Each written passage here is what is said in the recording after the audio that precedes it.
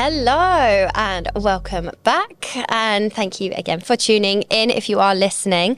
So I have the lovely Susie with me today, and on the last pod I spoke a little bit about with Emily priorities and sort of being busy and fitting in fitness and sort of just prioritising those goals as well.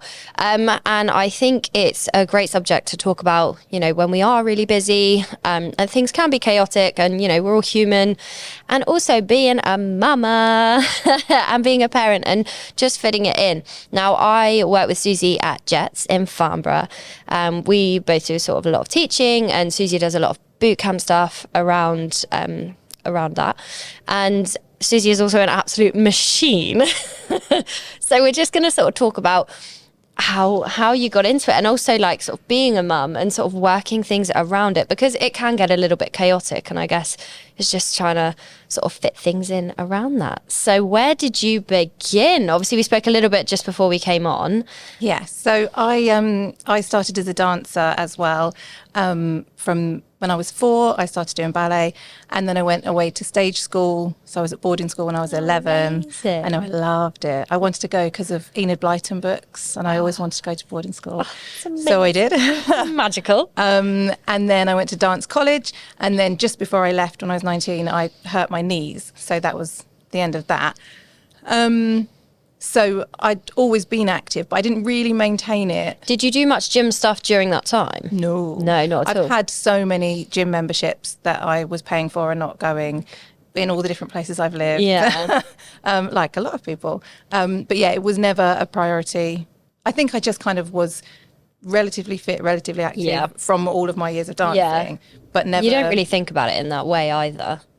Like No, I kind of did stuff, but I didn't love it for sure. Yeah. And then I started doing boot camp because my sister-in-law's hen do, they did pole dancing. We did pole dancing. Oh, that's so fun. It was really fun. And I'd done it for my own hen do and I loved it. But her wedding was quite a lot of years after. And I was really worried that I wouldn't be any good at it. And I wanted to be able to do it. I wanted to be good at it. Yeah. So that was what kind of kickstarted me doing. Oh, so you did boot camps in the lead up to sort of, amazing. To get in shape for a hen do. Oh, fun.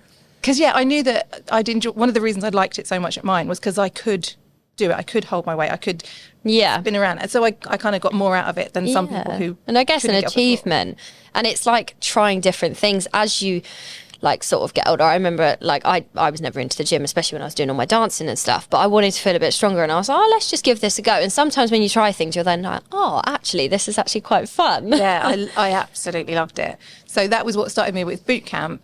And then there was just kind of always one more thing, and I kept saying to my husband, I'm just going to train for this, and then once that's over, then I'm going to stop. But that just kind of spiraled out of control. Yeah, you could just kind of like, and again, you chase those things. I guess the same as you're performing, you get that sort of adrenaline rush, and it all comes into it as well. Which is pretty cool. And boot camps are, like you say, like, they're a performing aspect as well, and they're fun. And again, nothing's the same. And I've always thought like HIIT training and obviously dancing and performing is actually very similar, because your heart rate spikes at different points. Whereas obviously, like, I am not a runner, never will be. And it's the consistency I find really hard on the heart rate, whereas you're so used to like sort of those spikes here and there, and sort of then, okay, coming down, quick recovery, okay, now we're going back again. And that's always really good. So you did that for quite a long period of time and just stuck with the boot camp stuff? Yeah, and then so I'd just been doing boot camp, and then I was I'd gone to see the owner of the company that I do boot camp with, because they donated some free sessions for my children's school raffle. Oh, amazing. So I'd just gone to collect them, and I was kind of feeling a bit about my job, and I thought, I might as well just ask as I'm here. So I was literally walking out the door and I said, can I just ask something? And he said, yeah, of course. And I said, I want to change my job, and I think I want to do something to do with fitness, but I don't really know what. And I just wondered if you've got any ideas. Yeah. And by the end of that conversation, I was signing up to become a fitness instructor so that I could work for him. Yeah. I love that. And I always think, you know, just have that conversation. I mean, it's how I started the podcast, really. It's you that just sliding don't know doors where. thing. I could have just thought, oh, well, I'll do it another time, but I didn't, and now I'm so glad that I did. Amazing. So that's still the same place you're with now. Yeah. Yes. So now I've got my own. It's a franchise. I've got my own park, and yeah. So I did the qualification that you need to do that side of it. Yeah. But then once I'd done it, I felt like I didn't really know enough. So then I went and I did my personal training qualification. I didn't want to do personal training. I just wanted to know have it a under bit your belt. more. Yeah. And it's that knowledge and just understanding a little bit more about it. As well. I didn't think I knew enough at all. I don't think. Well, I think you never really. You don't. You could until always you know start. more. Yeah. Oh, 100%. Yeah. And you don't really learn until you're sort of in it. I know. Same with the instructing, like fitness instructing, especially the qualifications. You're then like, oh, like I'm not. Like it's quite basic, and then until you actually start teaching people and working with people hands on, you're like, oh, this is how it's gonna go. Yeah, it's so and different. same with the level 3 as well. Yeah. I mean, level 2, I learned how to do a gym induction. Well, I've never done a gym induction. Yeah. And that's all I learned how to do. But it's the start. Yeah. Isn't it? Yeah. Oh, yeah. Definitely. So then, when did you become a mama? So my children are 14 and 11. So that was before my sister-in-law got married. So I've had children for the whole of my fitness life. Okay. If you know what I mean, and we were saying before, I'm really glad that I never had to deal with the kind of getting back to it after having children. Yeah. I think it was really The habits a lot were easier really for there. me. Did you sort of train sort of during pregnancy as well, like throughout, or not really? Just sort of gave the body the rest it kind of needed, I presume. Yeah, it was only after having them that I kind of really got into doing anything. And I'm lucky my husband is happy to look after them. He's always very supportive. Yeah. And his work hours work around, we're not out of, I don't need to be out of the house at the same time that he's committed to being at work or whatever. So I'm really lucky because those two things make it much easier than for a lot of people. Yeah. But yeah, it is.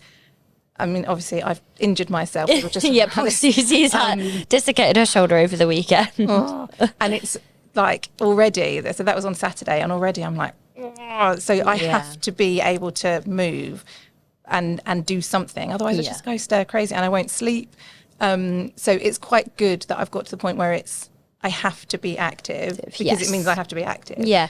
And I think it just shows as well to sort of, it's just a case of starting, because even when you first started your boot camp stuff, you probably didn't know like that you'd necessarily still be doing it now. No. And I think that, and you just got that little bit more, and it's just starting with something small, bit by bit. And especially now you've got like, obviously your kids are a bit older now, they're at senior school. So how did you manage, obviously I know you sort of with your husband as well, like was it difficult to just try and fit things in, probably when they were a lot younger? When they were younger, it's really hard because you're needed a lot more. I guess you're relied on, whereas as soon as they get older, they're very happy for me not to be there now. But yeah, when they're tiny, I wanted to be there as well. So it was really hard. But then you have to find, there's. And was that I say this in a lot of my pods and to my clients and my team every day, like that was your you time that I guess you probably wanted to try and squeeze in somewhere, even if it was like, I don't know, probably a short amount of time. Yeah, definitely. Just not having questions and hands and all of that for a short amount of time. And that makes a difference and I know lots of people will say it, if you don't fill your own cup or whatever that saying is. That one. You can't pour out into others. Exactly. Yeah. If I'm totally done, and I might feel like I'm doing the right thing by being there and listening to everything they need, but actually if I guess there's a little bit of, well, it probably feels like guilt. Obviously I can't relate because I don't have children, but like and my cousin with my godson, sometimes you don't want to ever leave their side at all, and even for like, I don't know, 30-40 minutes where you're just sort of, it can be difficult, but then again you could give more to them when you've got your own sort of workouts. You can kind of just, depending on their age and whether they can open doors and stuff, take yourself into another room do, there's so many apps and stuff that you can use now if getting to a gym is just a no-go. Yeah. And also, not everyone likes a gym. Yeah, it's not for everyone. And the thing is now, like, even with the things that you can do with bands, the stuff that you've got on YouTube, like if you've just got a mat, or, you know, there is so much you can do, especially as well, just to fit something in that's without making you feel like you need to climb Mount Everest. Yeah, that's the thing. And something I read a while ago, and I've seen it loads of places, like people saying, what is the best exercise, or what's the best type of training? What is, if you could only do one, what's the very best type of training? And it's like, it's the one that you will do. And the one that you like as well, yeah. So if I said that press-ups are the best exercise, like scientifically, that makes no difference to anybody if I'm not going to ever do a press-up. What's... I don't get me anywhere. No, 100%. And I think that's the massive misconception within fitness, is that, you know, you have to do this or you have to do that. And even in bodybuilding, you know, I've had multiple conversations this week with people being like, oh, you know, should you do the full range, or should you do a shorter range of motion, or how many reps is the perfect? There isn't, you know, obviously there are techniques that, you know, can be suited for depending on what goal you have, but again, there is no one size fits all. And if it's doing what you want it to do, then, you know, that's what you want to happen. Yeah. And if it's feeling a little bit fitter, a little bit stronger, it makes a big impact on the long term as well. Yeah, one of my favourite photos of me with my children is when my daughter was probably about a year. So my son was 3.5. And I had her in one of those carriers on my front, and I had him on my shoulders. And I like the fact that I was able to do it. It made my life easier because neither of them, she couldn't walk. He was not interested in walking at that point for whatever reason. And it just, the fact that I could do that, I could carry them both. I wouldn't want to do it a lot, obviously. But yeah, those are the sorts of things, in terms of really being a sat mum, back. Those are the things that really stand out. Like, I can go and play football with my son. He's a lot better at football than me, a lot better. But I can keep going. I can keep running around. Yeah, because they've got endless energy. Yeah. And I want him to, you know, he doesn't want to do loads of stuff with me. And if that's something that he wants to do, I want to be able to do it with him. Yeah. I don't want to have to say, I mean, I am at the moment, it's rubbish. But I don't want to have to say, I just can't, I'm a bit, you know, whatever. Yeah. Those are the things that are really important. And I not think the reason I started, but a good reason for keeping going. And I think that really hones it into those special sort of moments. And you do see or hear so many stories where people are, oh, I wish I could do that with my kid, and, or, you know, and actually it's really like empowering. And, you know, I've worked with clients as well that those tiny goals that actually make the biggest impact on their daily life is a huge thing. And that's so nice. And like you say, you can share those moments as well, and you don't feel like, you know, that sort of too many aches and pains coming in, bar the dislocated shoulder.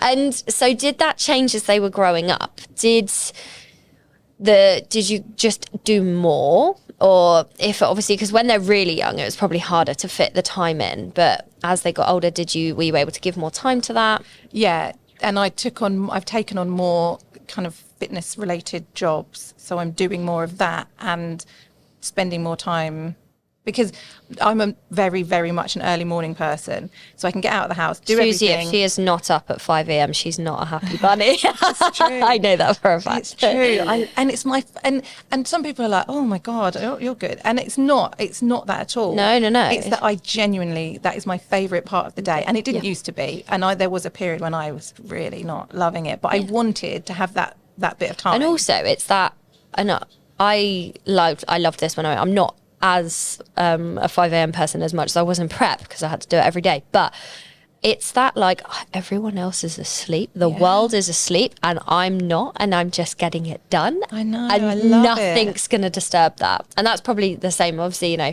everyone at home is where they need to be. Yeah. I can do my stuff, and then I'll come back and sort of then give to you. Yeah, absolutely. Yeah, and I wouldn't, and I don't, on the days if I've ever not been able to get up and do something first thing, I will talk myself out of it, whatever it is, even if it's something that I know I'm going to enjoy. I'll come up with some excuse. You know, I'm not some like maniac, does it all, super dedicated, super motivated. I do it because I like doing it, and if I don't do it then, I won't do it because actually I'm a very lazy person. And I've got the perfect example of the consistency of this. So the other week, I teach a 6:30 a.m. J series. As Susie came in, she was like, "I'm a little bit worse for wear. I had a few too many gins last night." She was still there. It was awful though. I felt absolutely terrible. But I bet you got back and you were like, at least I've done it. Yeah. And you know, and I think, and I was saying to yesterday, you know, we can all be lazy, you know, and we can all enjoy that chill out time. But you know, it's nice to know, and that's the bonus of when you do it early in the morning. It means that nothing else can disturb it. You've done it, and you've conquered the world, of what it feels like anyway when that workout or cardio, whatever it is that's been done. So did you got more into the early starts as sort of... Yeah, I can't really remember when. I guess you have school runs and stuff. I know you don't as much now, but... I made the decision at some point, maybe a few years ago, that I wanted to be an early morning person. Yeah. And for, I don't know, months probably, it was horrible. And I hated it. Takes time, doesn't it? And I would make all the excuses then, like, because I work my boot camps in the evenings. So I'd wake up on a Tuesday morning and be tired and think, oh, it's probably not a very good idea because I've got to work all the way this evening. So it's probably sensible for me to go back, like, every time. And I really struggled. And now I wake up before my alarm normally. Amazing. And I have no problem getting out of bed. I mean, I like to go to bed at like 8:30. Yeah, I know. That's the only thing. When you become a really early morning riser, the sleep time in the evenings, you get to like 10 p.m, you're like, I am not okay. I know. My kids are up much later than me. And it's probably, again, it's what would be your sort of advice to people that are really sort of struggling in terms of fitting things in around school runs, school clubs? I can imagine the list is probably endless. Like, obviously for you, getting up early that's worked for you. But did you ever have any days where sort of as the kids were growing up, in like where you had to just squeeze things in during the day and things? Yeah, and the first time round when I had COVID, that was quite a good sort of reminder that you can kind of just get on and do it, because I did the test and first thing in the morning and it was positive, and I had kind of just got into, I think I was doing a new program or something, and I was like, oh my God, because the COVID was all new as well. So I was thinking, if I exercise now, I'm going to damage my heart forever. So and you think no one really knew what was happening either, and what the damage is now. Yeah, but I just thought, well, I can still walk. And I managed that I'd done 10,000 steps by 3:00 in the afternoon, just by continuously pacing around my house. I thought, if that is all I can do, then that is what I'm going to do. And I think that is exactly what it's about. Just do what fits in. And obviously you're talking sort of in terms of COVID, but you know, even like in general life, you know, that's what's most important. Like, do something, do what you can, you know, even if it's like 15 minutes around the block outside or whatever, you know, just use that time, because it will make you sort of feel a little bit clearer and fresher as well. Yeah. And every time that I've been sort of, I don't know if I can be bothered, or if do I feel well, and all that kind of thing. If I make myself do something, I always feel better. And obviously I haven't so far encountered a situation where I really wasn't well enough, since I've had this mindset, where I really wasn't well enough and it's not done me good. Yes. I'm lucky that I've not been properly ill or whatever. Yeah. And it takes time for that mindset to really shift. And I think people, when they sort of want to aim for a goal, or want to aim for just getting a little bit fitter in themselves and just creating those habits for a better lifestyle, it takes such a long time, and your mindset's not going to shift overnight. Like, you're not going to wake up and be like, I am a 5 a.m. person forever now. Like, it's not realistic for yourself as well. So you've got to, if all those times it takes to sort of build those habits up. And, you know I said to a client yesterday, I said, you know, it's, you know, first couple of weeks we feel really good, then 4 weeks, okay, there's not really going to be a huge amount of difference. 6 weeks, okay, yes, a little bit, but not massively. It's not until you get to those 12, 16, 18 weeks of being really, really consistent that you really start noticing those changes. And when did that sort of penny drop for you, sort of in you knowing, like, okay, like I'm set here, I'm gonna carry on with this, like that's sort of into your life, I guess? Yeah, I don't know. I mean, when I was doing boot camp as a participant, I definitely wasn't one of the most dedicated ones, because there would be people who would never ever miss one, and I was not one of those people. I'd go consistently, but not I would miss them for no good reason. And probably only, I reckon it was becoming a fitness instructor, just because it made me see things differently. And I don't think you need to be a fitness instructor to be able to get fit, obviously. But I think that I very strongly believe that if I'm asking someone to do something, I should be able to do it myself. I should either have done it or be prepared to do it. It's that walk the walk thing, isn't it? Exactly. And it makes such a difference, because when you're like, and I have this with clients, when you're sort of encouraging them to do something, I know it's tough. Like, I've done it. Like, I've been there. And it's like, come on, you can do it as well. And it's kind of embedding that mindset, like, come on, like, you've got this, and giving them the belief as well. And I think if people are looking at me and I'm telling them to do whatever it is, and they're thinking, well, you would. I had a woman work for me for a while, and she would tell them what to do, but she wouldn't get down and demonstrate things on the floor in the park. And I understand it's not for everyone, but seeing the way people responded to her, they were like, why? Well, you're not doing it. Why are we going to do it? You think, and I think, okay, I'll just stand here. So I think that's a big part of it, that I want to be able to ask lots of people, and I need to be able to do it if I'm going to ask them to do it. I like that. Yeah, and I think, and I say the same with clients, and when we have goals that we want to, sometimes things are a bit of a slog. Like when we work towards things, like, again, say in a lot of my pods, I've got to be a little bit uncomfortable to be able to push further. But it's just kind of like, come on, like, and sort of that sort of spirit that you need as well. And also, like, I say this in the mornings, like, I scream at my classes at 6:30 in the morning. I'm quite a loud class teacher. But I always say, no one would turn up if I was really quiet. You've got to be a little bit forceful. And do you think as well, like, through your fitness journey and just how sort of much you're doing now, do you think that's made an impact on your kids as well? Like, I mean, are they the most active people as much as you? They both do sport, and they're both active. And my daughter was at gymnastics quite maybe 3 years ago. And they were doing the conditioning part of it, and they were doing press-ups or burpees or something. And my daughter said to her coach, my mum makes me do 20 burpees. And I was like, no, I do not. Don't tell them that. No. I'm going to be bullied now. I love the idea that they're showing off to people that I'm a personal trainer, but that's not my mum. No, I don't. That's so funny. And I guess it does rub off. And I mean, kids are so vigilant, like what they take in is beyond me. And I think it must be such a positive impact to then see how they're really active and doing lots as well, and how that's made an impact. And when I look at clients and stuff, and I think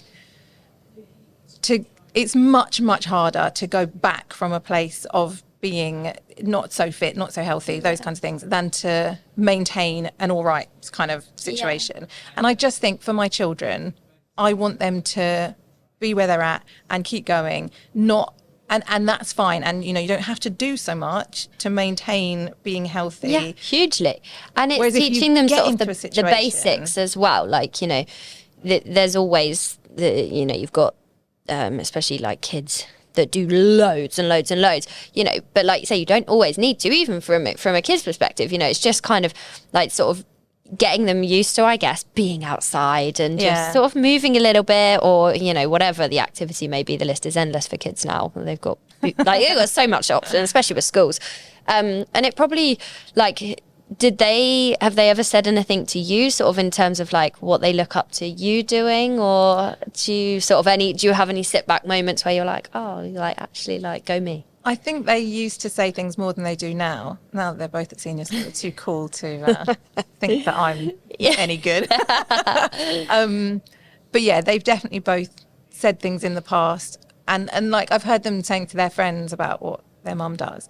Again, not for a while. And that does feel really nice. I want them to be, I'm not fussed about them going around showing off to everybody. Oh, no. But I also want them to know that I'm doing an all right job, and that and I guess like setting an example for what like is like good and healthy and you know, habits we need to do. Don't get me wrong, we all like sitting there with, you know, all the treats and God knows what, but you know, it's then like sort of being like, oh no, like come on, like let's get up and move, and and they probably like getting up to all sorts. I mean, especially if they're so sporty. That's the other thing about lockdown. Not only was it good for learning you can train in a very small space, because I was doing all of my sessions on Zoom, which I did not care for all that much, but we kind of kept going.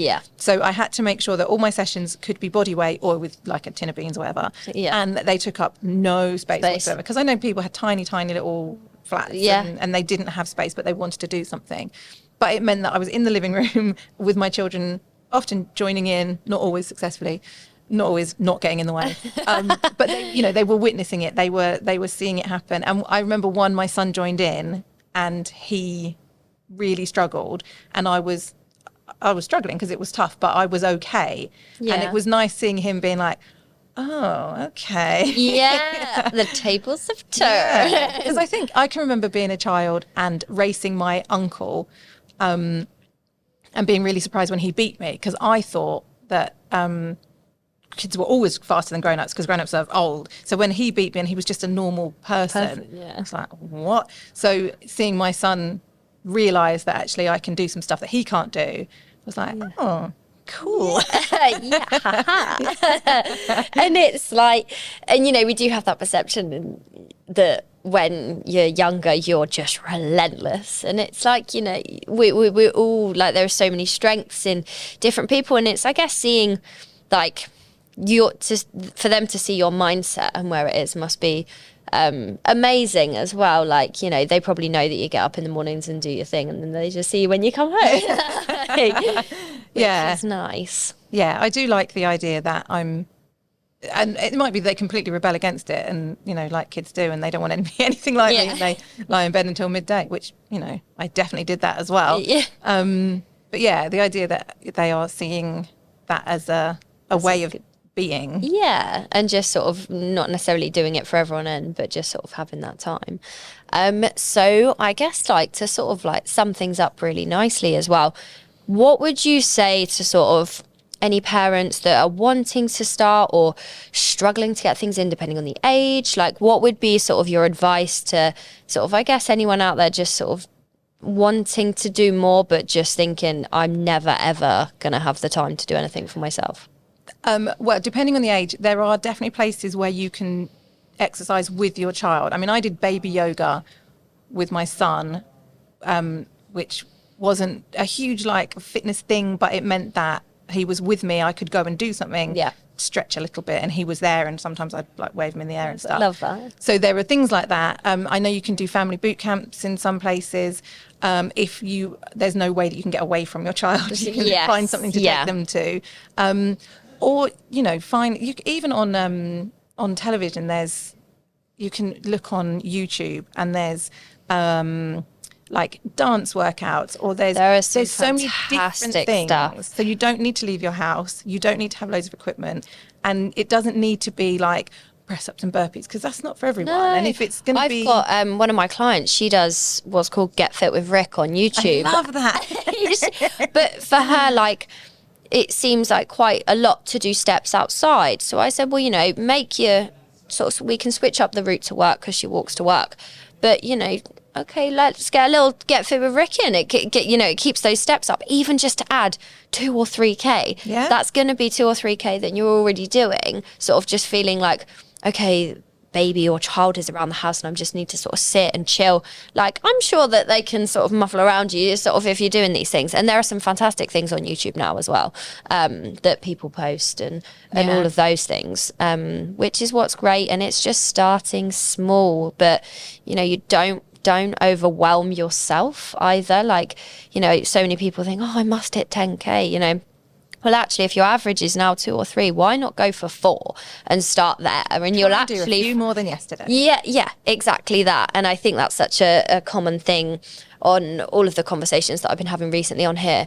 And then I guess obviously where can we find you? Because you do your boot camp stuff. Obviously you do some classes at Jets. Yes. But where do you do your boot camps as well? That is in Reading. It's Bootcamp UK. So there's a franchise. There's loads of parks everywhere.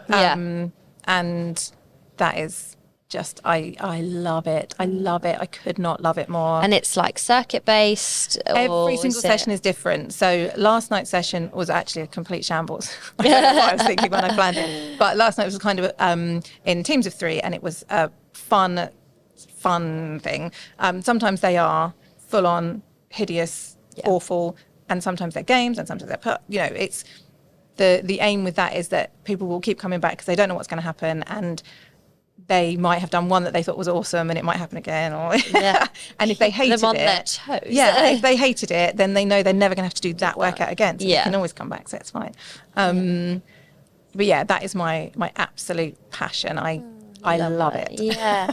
And it's as well, like, especially with classes, and for, I don't know, maybe mums or dads out there, classes can be a great way to just feel a part of like a team, and also that you're not singled out, or you don't have to be in an overwhelming gym. And obviously boot camp, or whether it's classes in the gym or anything like that, it's you can make adaptations, the instructor's there to sort of, to facilitate it. And they're a fantastic way to just eke a little bit more, to learn more things, so you kind of get a feel for some of the weight stuff and some body weight stuff, and also what suits. And then you can kind of pick and choose things to maybe take that at home. And there are always so many options in terms of that when things are crazy busy. And some of the classes at gyms are fantastic in terms of the times. Like, there's always that sort of slot before, you've got that evening slot if that sort of suits you better. Some places even do like lunchtime classes or daytime classes, depending on what you sort of do. And that's also such a good way to sort of get into it. And obviously if you ever sort of having a coach or having a trainer, or, in no matter what form of exercise you're doing, is always really useful, because they can guide you and keep you accountable as well. Because it's probably very easy, and I don't know whether you found this with the kids growing up, like to just be like, whereas I guess as soon as you said you become a fitness instructor, it changes the game in terms of how you think about it. Yeah, definitely.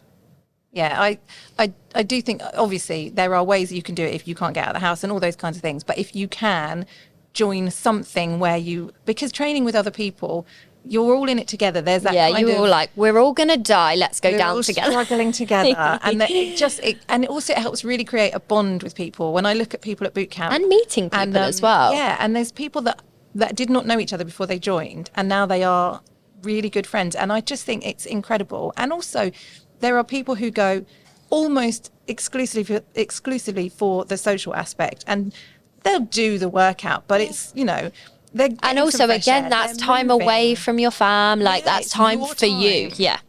Which is, I guess, the biggest thing to take away from this. Things can get hectic and things are busy, but remember, 20 minutes, 30 minutes is better than nothing at all times. And it's starting somewhere, keeping it small, keeping it manageable, fitting it in, and enjoying it as well. We want to have some fun, and maybe die a little bit of struggle. If you know that you don't do it once and you will never do it again, then it's probably not the one that's going to change your life. Because you have to be able to keep doing it, and whether that's because you love that awfulness of feeling like you're going to throw up, or whether it's because you have a laugh with the people in the class, or whatever it is, if you are going to try and make a change, you have to be able to maintain it.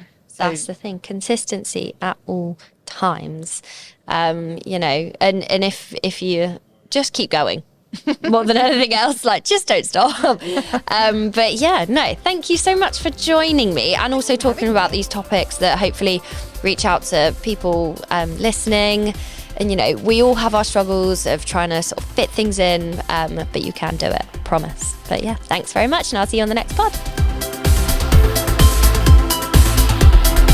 Hi everyone, Supergirl here, and I am a super fan of SMJ Media Group. They provide support for local businesses, charities and events, and of course create fun content for all of you. If you enjoy our content and would like to help support us, please go to buymeacoffee.com/SMJ Media Group and buy us a coffee.